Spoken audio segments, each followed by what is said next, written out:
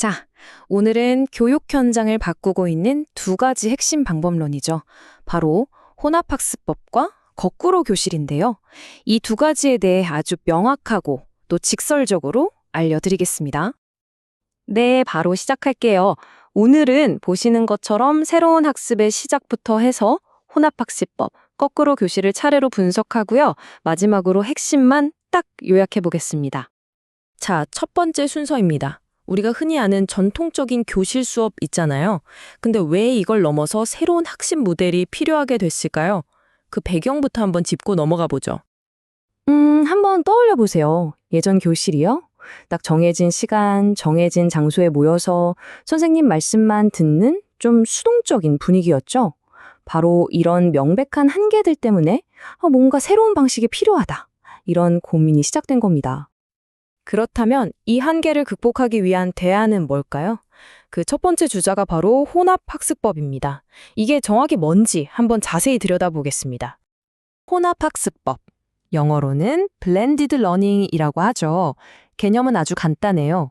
온라인 교육의 장점이랑 또 오프라인 교실 수업의 장점을 전략적으로 섞는 겁니다.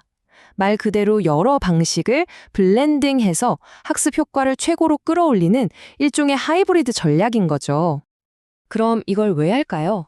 목적은 아주 명확합니다. 첫째, 학습 효과를 극대화하고요. 둘째, 학습 기회를 더 넓게 열어주고 마지막으로 비용과 시간을 아끼자는 거죠. 이 세 가지가 핵심 목표라고 보시면 됩니다. 이 방식의 가장 큰 장점은요, 학생이랑 가르치는 사람 모두에게 좋다는 거예요. 학생 입장에서는 자기 스타일에 맞춰서 주도적으로 공부할 수 있고요. 가르치는 입장에서는 온라인이든 오프라인이든 다양한 채널로 소통하면서 교육의 질을 높일 수 있게 되죠. 그러니까 서로 윈윈인 셈입니다. 자, 지금까지는 혼합학습법이라는 큰 그림을 봤는데요. 그럼 이제부터는 이 혼합학습법 중에서 아주 구체적이고 또 요즘 정말 많이 쓰이는 한 가지 유형을 집중적으로 살펴보겠습니다. 바로 거꾸로 교실, flipped learning입니다. 왜 거꾸로라는 이름이 붙었을까요? 말 그대로 기존의 학습 순서를 완전히 뒤집었기 때문이에요. 원래는 학교에서 배우고 집에서 숙제했잖아요. 이걸 반대로 하는 겁니다. 여기서 딱 하나 짚고 넘어가야 할 게 있어요. 이 거꾸로 교실이 혼합학습법이랑 완전히 다른 개념이라고 생각하시면 안 돼요. 그게 아니고요. 혼합학습법이라는 더 큰 개념 안에 포함되는 아주 구체적인 실행 방법 중 하나라고 이해하셔야 정확합니다. 자, 이 그림을 보시면 차이가 확 느껴지실 거예요. 왼쪽의 전통 수업은 어때요? 학교에서 선생님이 강의하고 집에 가서 숙제를 하죠. 그런데 오른쪽 거꾸로 교실을 보세요. 순서가 완전히 반대입니다. 집에서 온라인 강의로 먼저 수업을 듣고 학교에 와서는 그걸 적용하는 활동, 그러니까 토론이나 탐구를 하는 거죠. 학습의 장소가 완전히 뒤바뀐 겁니다. 이렇게 순서를 바꾸면 어떤 좋은 점이 있을까요?